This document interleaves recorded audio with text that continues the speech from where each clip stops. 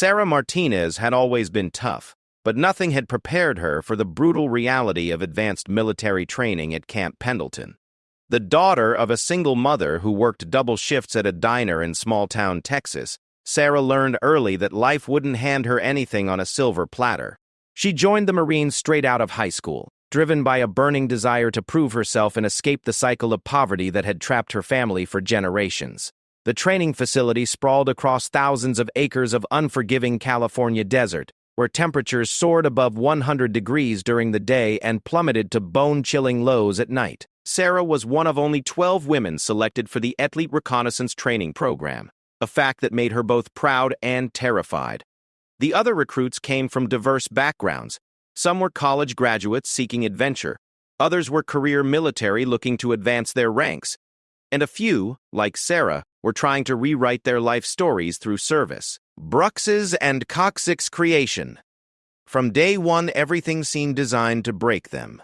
The wake-up call came at 4:30 a.m. sharp, followed by a grueling physical training session that pushed every muscle fiber to its limit. Sarah struggled with the rope climbs, her calloused hands burning as she fought to reach the top while drill sergeants shouted criticisms that cut deeper than any physical pain. Her endurance, though better than average, lagged behind some of the male recruits who seemed to glide through exercises that left her gasping for breath. The obstacle course became her nemesis. 32 stations of pure torture, each designed to test different aspects of physical and mental toughness. The rope traverse over a muddy pit claimed her dignity more times than she cared to count, sending her splashing into the murky water, while her instructors barked about her technique. The wall climb required upper body strength she was still building, and the tire run left her legs feeling like jelly by the end of each session. What hurt most wasn't the physical exhaustion or even the constant criticism from instructors. It was the way some of her fellow recruits looked at her after each failed attempt. She caught whispered conversations that stopped abruptly when she approached, saw the eye rolls when she struggled with particularly challenging drills, and felt the weight of unspoken doubts about whether women belonged in elite military units. Marcus Webb, a recruit from Colorado with a college football background, never said anything directly cruel, but his body language spoke volumes. When Sarah took longer to complete exercises, she noticed him checking his watch impatiently. During team exercises, he would position himself to compensate for what he clearly viewed as her weaknesses, treating her like a liability rather than a teammate. The academic portions of training weren't any easier. Sarah spent late nights hunched over tactical manuals and weapons specifications, her eyes burning under the harsh fluorescent lights of the barracks study area. Navigation exercises in the desert tested her ability to read terrain and use compass bearings under pressure, while communications training required mastering radio protocols and encryption methods that seemed to change daily. Sleep became a luxury measured in minutes rather than hours. Between the demanding training schedule, extra study sessions, and the additional physical conditioning Sarah imposed on herself, she rarely managed more than 4 hours of rest. Her body began showing signs of the relentless stress. Dark circles under her eyes, muscle soreness that never quite faded, and a persistent headache that aspirin couldn't touch. The mess hall conversations revealed the growing divide between those who were thriving and those who were merely surviving. Sarah found herself increasingly isolated, eating quickly and quietly while others discussed their successes and formed bonds over shared victories. She overheard comments about the weak links in their group and wondered if they were talking about her. Weapon training presented another set of challenges. While Sarah was a decent shot with a rifle, the heavier machine guns required a different kind of strength and stability. Her scores were adequate but not outstanding, another source of frustration in a program where excellence was the minimum expectation. The recoil from the larger weapons left bruises on her shoulder that she tried to hide during medical checks. Combat simulations pushed everyone to their mental limits. Sarah's team was tasked with infiltrating enemy positions using stealth and coordination, but her struggles with some physical aspects of the training began affecting group performance. During one-night exercise, her difficulty navigating a particularly challenging terrain feature delayed the entire squad and resulted in a failed mission according to the evaluating instructors. The psychological pressure was perhaps the most challenging aspect of the entire experience. Instructors used stress inoculation techniques designed to prepare recruits for the mental demands of real combat situations. This included unexpected challenges, time pressure, and constant evaluation that kept everyone on edge. Sarah found herself second-guessing every decision and movement, creating a cycle of anxiety that made even familiar tasks more difficult. Personal hygiene became a military precision exercise. 5 minutes to shower, shave, and prepare for the next training evolution. Sarah learned to multitask in ways she never imagined, brushing her teeth while mentally reviewing the day's lessons and planning her approach to upcoming challenges. The shared bathroom facilities offered no privacy and little comfort, just another reminder that comfort was a civilian concept. Letters from home provided brief moments of connection to her previous life, but they also highlighted how far she had traveled from everything familiar. Her mother's updates about neighborhood happenings seemed to come from another world entirely. High school friends were starting college or beginning careers that seemed impossibly normal compared to her daily reality of push-ups, weapons training, and survival exercises.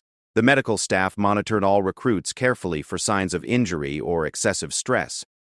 Sarah had learned to downplay minor aches and pains, fearing that any sign of weakness might result in medical separation from the program.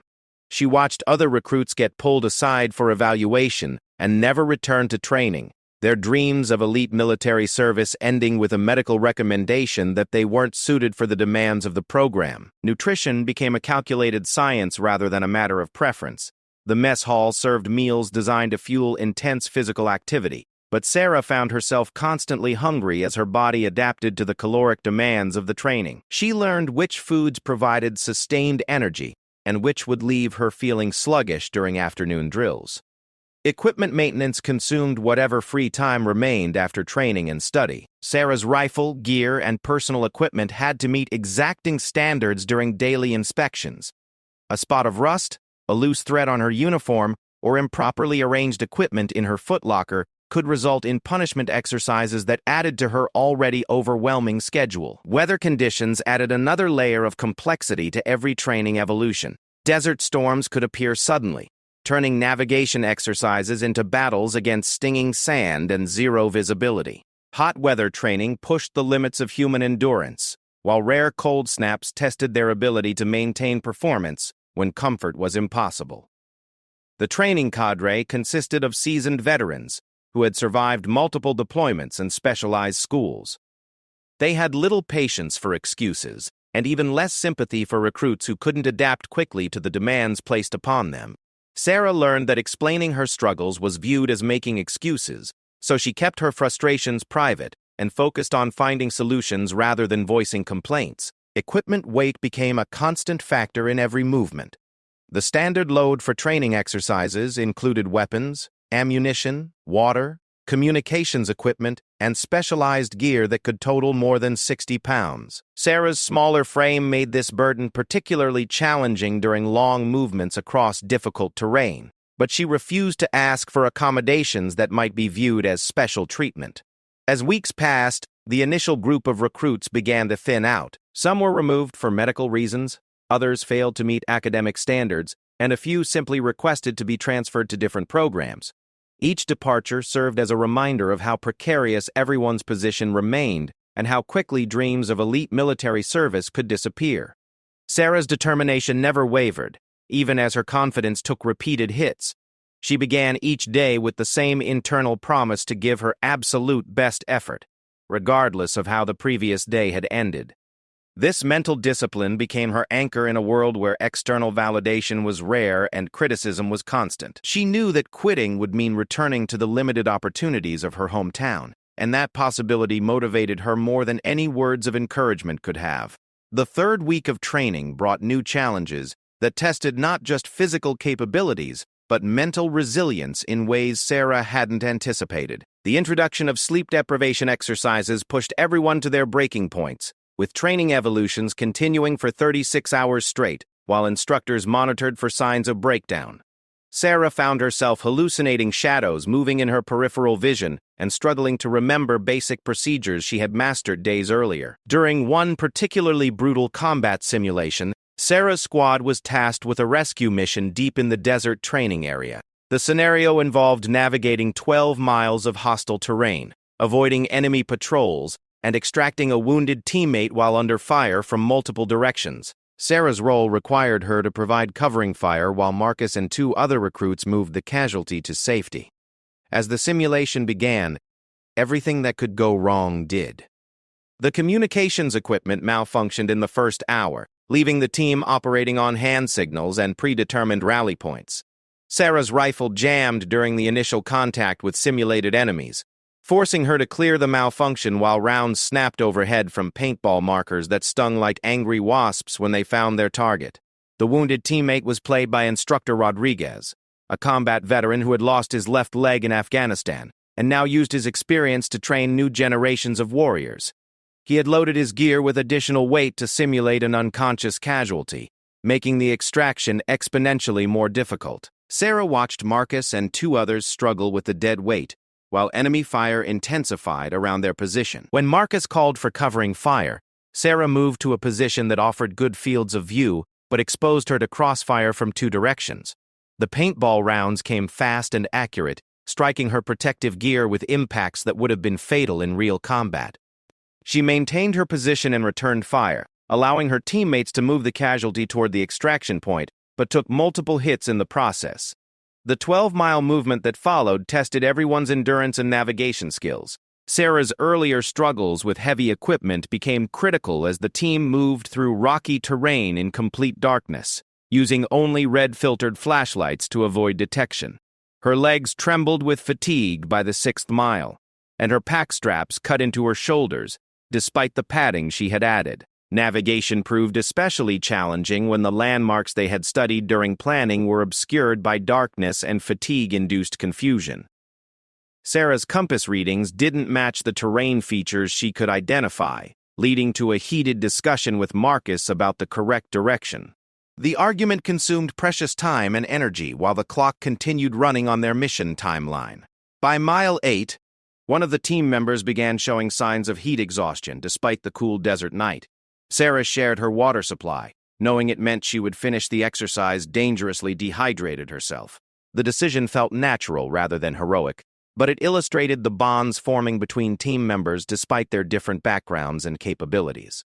The extraction point was a cleared area where helicopters would theoretically land to remove casualties and personnel. In reality, it was marked only by infrared strobes visible through night vision equipment. Sarah's team arrived 20 minutes past their scheduled time, earning sharp criticism from the evaluating instructors and a detailed review of everything that had gone wrong during the mission. Instructor Rodriguez provided feedback that cut through emotions and focused on tactical lessons. He explained how Sarah's covering fire position while exposing her to enemy fire had been the correct choice for the mission's success. Her willingness to accept risk to enable team movement was exactly the mentality required in real combat situations. For the first time since training began, Sarah heard positive feedback about her performance. The academic review that followed the field exercise revealed gaps in everyone's knowledge about small unit tactics and emergency medical procedures. Sarah spent the next 3 days studying combat first aid protocols and practicing on training mannequins until she could perform basic medical procedures blindfolded.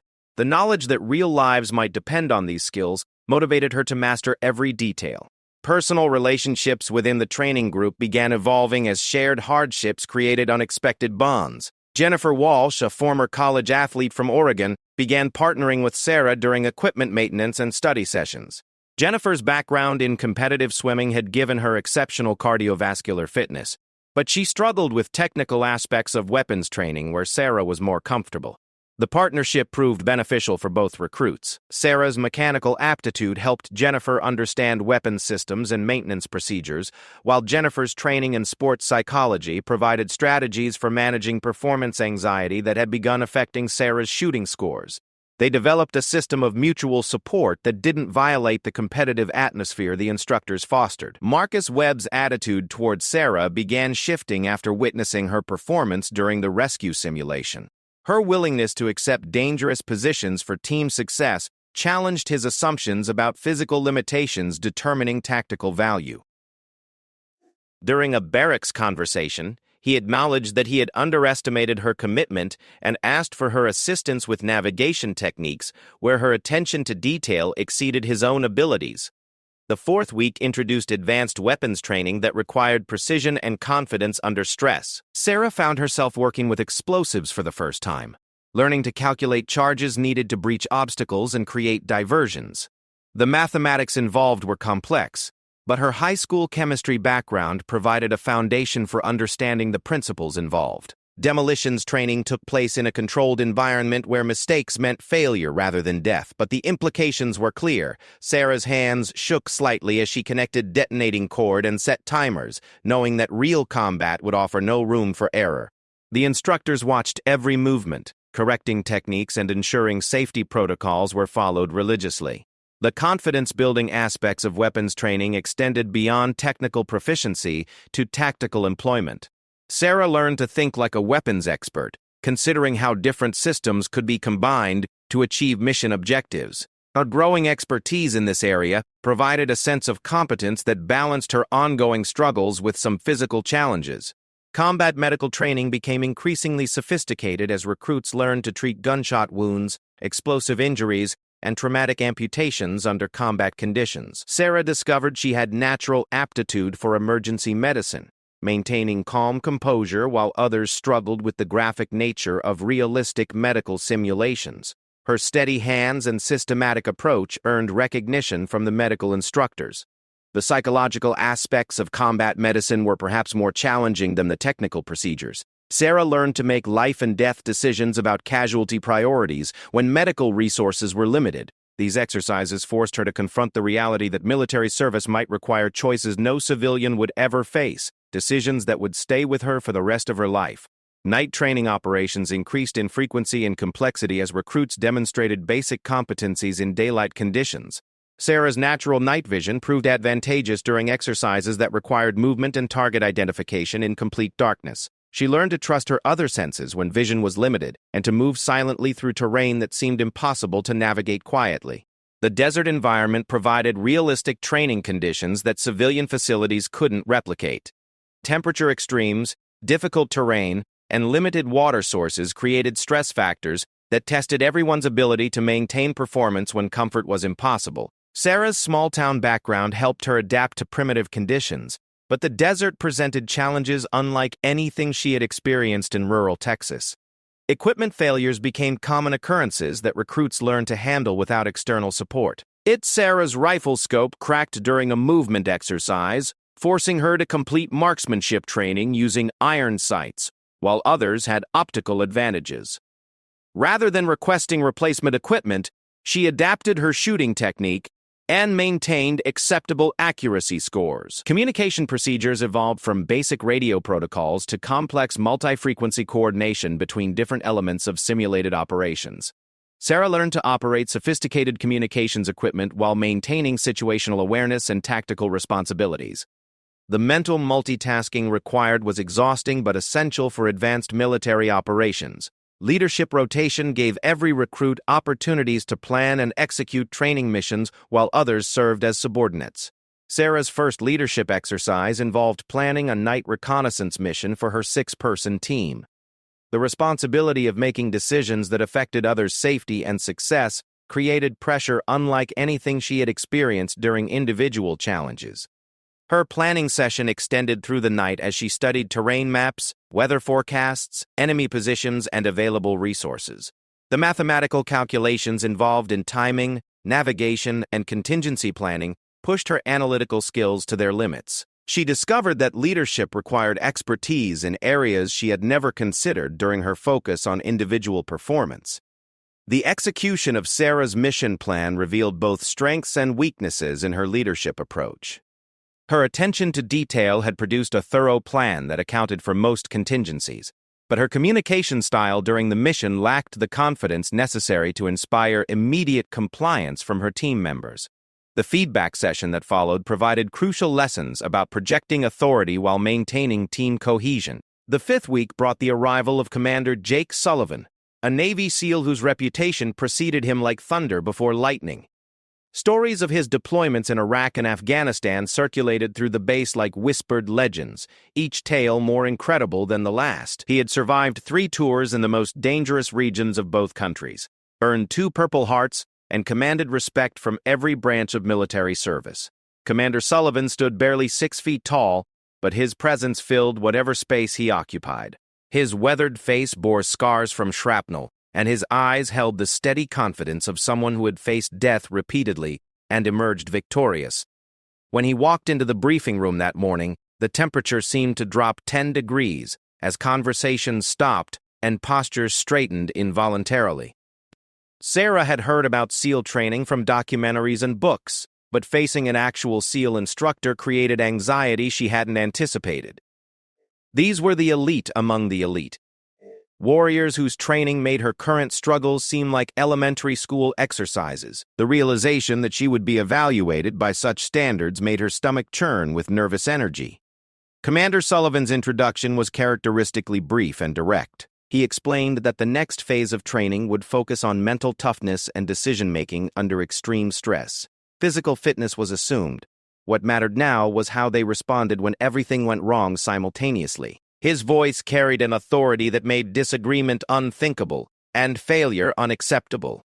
The first exercise under Commander Sullivan's supervision involved a simulated prisoner interrogation, where recruits had to maintain operational security while enduring psychological pressure. Sarah found herself bound to a chair in a windowless room while instructors used approved stress techniques designed to break down resistance without causing permanent harm.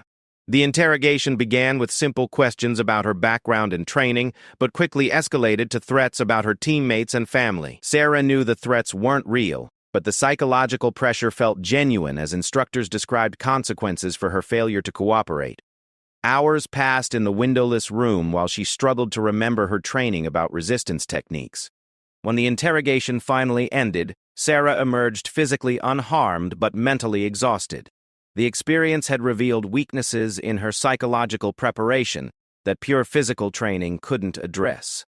Commander Sullivan's debrief focused on mental techniques for maintaining focus when traditional torture wasn't involved, but psychological pressure remained constant.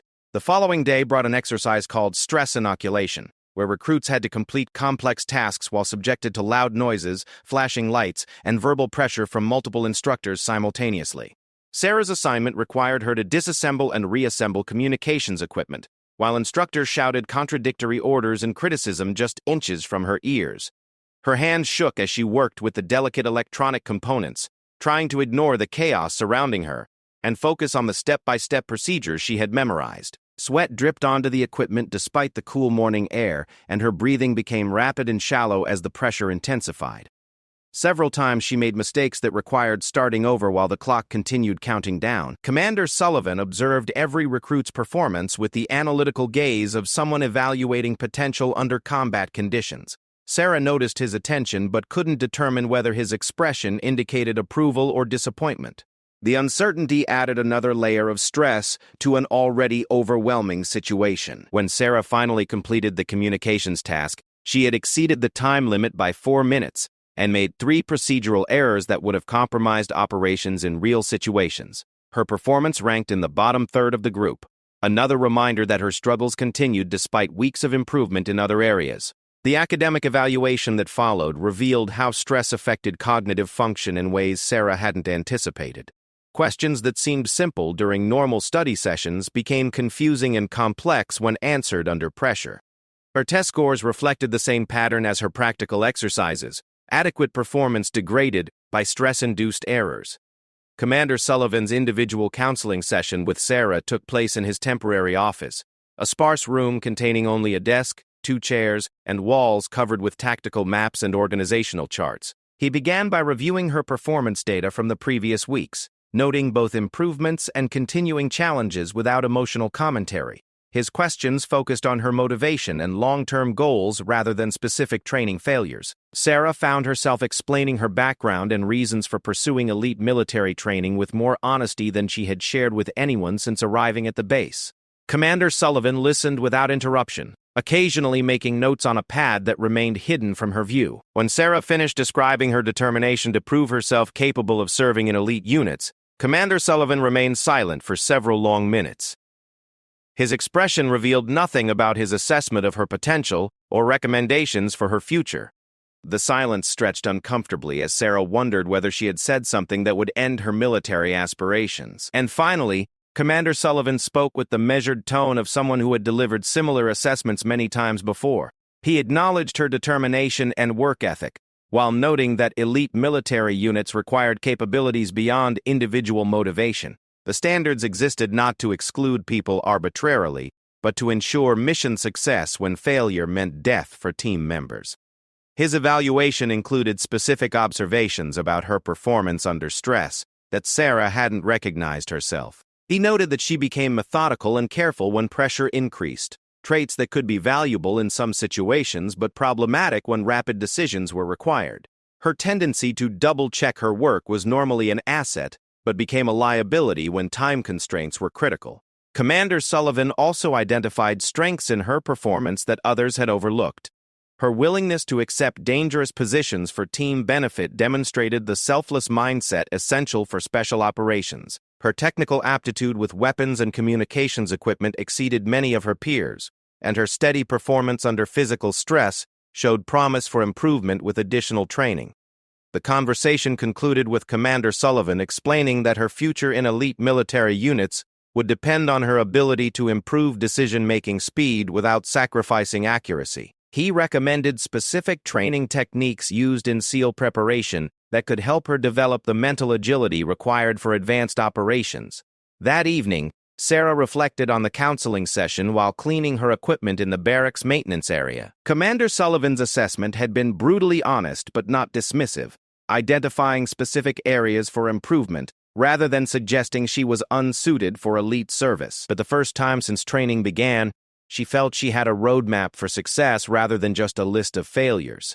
The next training evolution involved a solo survival exercise, where each recruit spent 48 hours alone in the desert with minimal equipment and no food. Sarah's allowed items included a knife, water purification tablets, a poncho, and a single MRE for emergency use only. The exercise tested her ability to find shelter, locate water, and maintain mental stability without human contact. The desert at night became a different world entirely, filled with sounds and movements that her imagination transformed into threats. Sarah spent the first night huddled under her poncho as temperatures dropped below freezing and wind gusted through the rocky terrain. Sleep came in brief intervals between periods of shivering and listening for sounds that might indicate danger. Water became her primary concern, as the single canteen provided wouldn't last 48 hours in the desert environment. Sarah remembered techniques for finding water sources and began searching for signs of underground springs or seasonal streams. Her efforts led her to a depression in the rocks where morning dew collected in sufficient quantities to supplement her water supply. Finding adequate shelter consumed most of the first day as Sarah explored the terrain looking for natural protection from wind and temperature extremes. She eventually discovered a small cave that provided protection from the elements while remaining hidden from the instructors who would be monitoring her progress from a distance. The psychological challenges of isolation proved more difficult than the physical deprivations. Without the constant activity and human interaction of regular training, Sarah's mind began dwelling on her struggles and uncertainties about her future. She found herself talking aloud to maintain some connection to human interaction and prevent her thoughts from spiraling into despair. By the second day, hunger had become a constant distraction that made concentration difficult. Sarah spotted several lizards and insects that could provide nutrition, but her attempts to catch them proved unsuccessful. She saved the emergency MRE for absolute necessity, hoping to complete the exercise without using her only guaranteed food source. The return march to base camp on the evening of the second day tested her remaining energy reserves, as dehydration and hunger had weakened her significantly.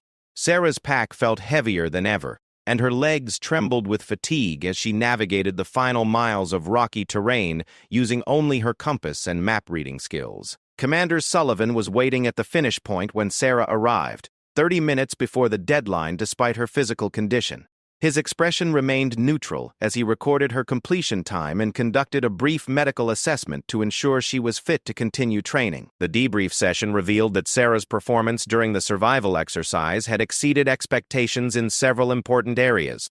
Her water procurement techniques had been innovative and effective, and her shelter selection showed good tactical thinking. Most importantly, she had maintained mental stability and completed the exercise without using the emergency food supply. Commander Sullivan's feedback included specific praise for her problem-solving approach during the exercise, noting that she had adapted to challenges rather than becoming overwhelmed by difficulties. Her ability to maintain focus despite physical discomfort suggested mental toughness that could be developed further with proper training. The survival exercise marked a turning point in Sarah's training experience, not because she had suddenly overcome all her challenges, but because she had proven to herself that she could endure extreme conditions and maintain performance when external support was unavailable. The confidence gained during those 48 hours would prove crucial in the challenges that lay ahead. The final week of training arrived like the climax of a storm that had been building for months. Sarah woke before reveille on Monday morning, her body instinctively preparing for whatever challenges Commander Sullivan had planned for their graduation exercise. The barracks buzzed with nervous energy as the remaining 10 recruits prepared for the comprehensive test that would determine their future in elite military units. Commander Sullivan's final briefing took place in the main classroom where their journey had begun weeks earlier. Maps covered every wall, displaying the 30-square-mile training area where their final exercise would unfold. The mission scenario involved a complex operation requiring navigation, combat skills, medical training, and leadership under the most challenging conditions they had yet faced. The exercise parameters were deceptively simple. 4 teams of 2 and 1 team of 3 would infiltrate separate objective areas, gather intelligence, and rendezvous at a central location within 72 hours. Each team would face unique challenges designed to test different aspects of their training, but success required coordination and mutual support between all elements. Sarah found herself partnered with Marcus Webb for the final exercise, an ironic pairing considering their rocky relationship during the early weeks of training. Commander Sullivan had deliberately paired people whose skills complemented each other while forcing them to overcome personality differences under stress. The partnership would test Sarah's growth as much as her tactical abilities. Their assigned objective was a simulated enemy communications facility located in the most difficult terrain within the training area. The approach required a 12-mile movement through rocky canyons and exposed ridges while avoiding patrol routes that other teams would be using. Success demanded perfect navigation, stealth, and the ability to gather detailed intelligence without detection. Marcus had evolved considerably since their first encounters, acknowledging Sarah's technical expertise while she had gained respect for his natural leadership abilities.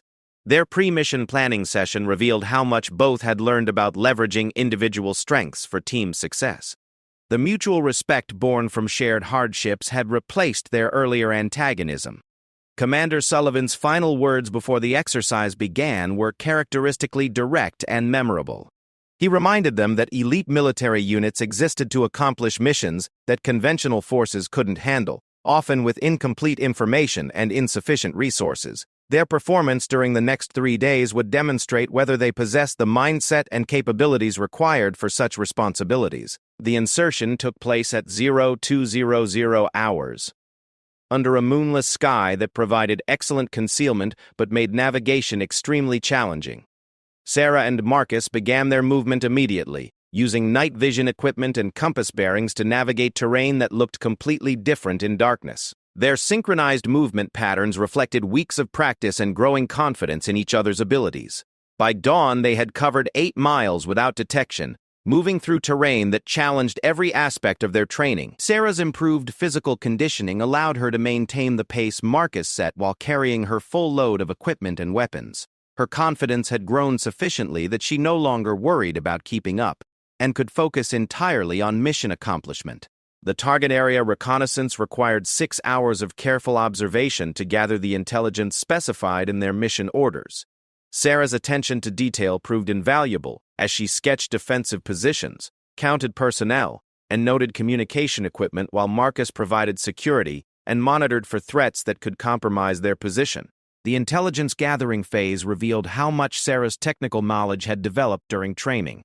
She identified communication equipment and defensive capabilities that Marcus missed, while her systematic approach ensured they collected all required information. Her contributions to mission success were clear and measurable, validation that her struggles during early training hadn't prevented essential skill development. Communication with other teams required precise timing and procedures to avoid detection by the exercise evaluators who were monitoring radio traffic. Sarah's expertise with communications equipment became crucial when atmospheric conditions interfered with their primary radio frequencies. Her ability to troubleshoot technical problems and find alternative communication methods kept their team connected to the overall operation. The 48-hour mark brought unexpected challenges when weather conditions deteriorated rapidly. Desert storms could appear suddenly, bringing high winds, rain, and lightning that made movement dangerous and communication impossible. Sarah and Marcus found themselves trapped in a rocky shelter for 8 hours while the storm passed, consuming precious time from their mission timeline. When the storm cleared, they discovered that flooding had made their planned extraction route impassable. Sarah's map-reading skills became essential as she identified alternative routes that would allow them to reach the rendezvous point within their remaining time window. Her ability to adapt plans based on changing conditions demonstrated the mental flexibility Commander Sullivan had emphasized throughout training. The final movement to the rendezvous point tested every aspect of their training, as fatigue, dehydration, and time pressure created stress unlike anything they had experienced in previous exercises. Sarah's pack straps had rubbed her shoulders raw despite careful adjustment, and her water supply was dangerously low as they pushed through the final miles of difficult terrain. Marcus began showing signs of heat exhaustion during the last few hours of movement as temperatures soared above 110 degrees. Sarah's combat medical training proved crucial as she recognized the symptoms and initiated treatment procedures that probably prevented a serious medical emergency. Her calm competence under pressure demonstrated how much her confidence and technical skills had developed. The rendezvous point was a clearing in the desert marked only by infrared strobes visible through night vision equipment. Sarah and Marcus arrived exactly on schedule despite the challenges they had faced, joining other teams who had overcome their own obstacles during the 72-hour exercise. The sight of Commander Sullivan waiting at the extraction point filled Sarah with pride and relief. The comprehensive debriefing that followed revealed the complexity of the exercise design and how each team's performance had contributed to overall mission success. Commander Sullivan's analysis included specific observations about leadership, technical competence, and team dynamics that demonstrated his thorough monitoring of every aspect of their performance. Sarah's individual assessment included recognition for her technical expertise, problem-solving abilities, and growing leadership potential.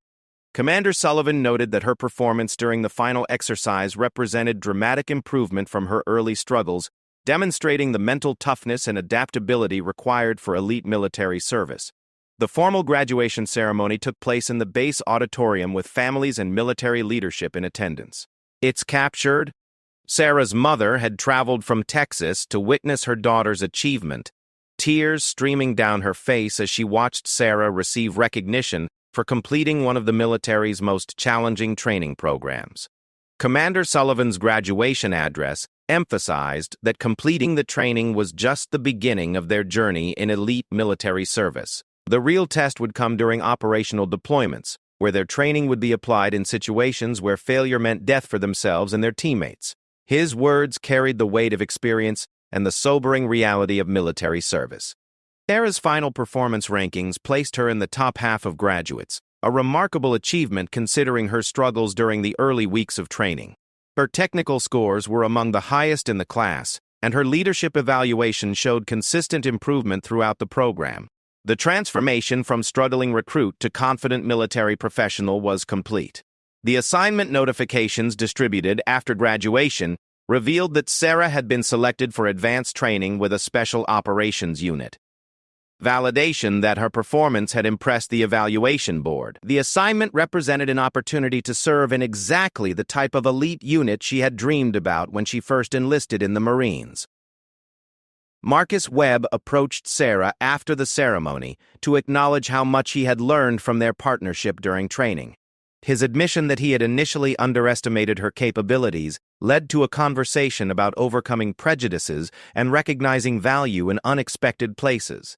Their mutual respect had grown from shared challenges and proven performance rather than assumptions based on physical appearance.